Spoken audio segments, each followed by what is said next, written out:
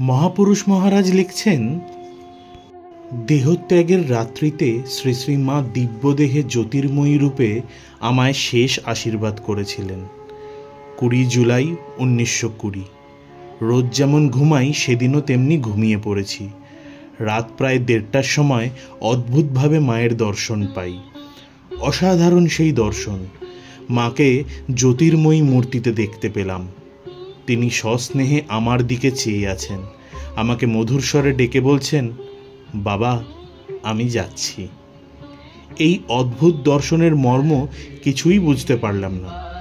বুঝলাম যখন মায়ের দেহরক্ষার মর্মন্তদ সংবাদটি পেলাম। মা উদ্বোধনে মর্ততনু ত্যাগ করেছেন, প্রায় সেই সময় যখন আমি তার দর্শন পেয়েছিলাম।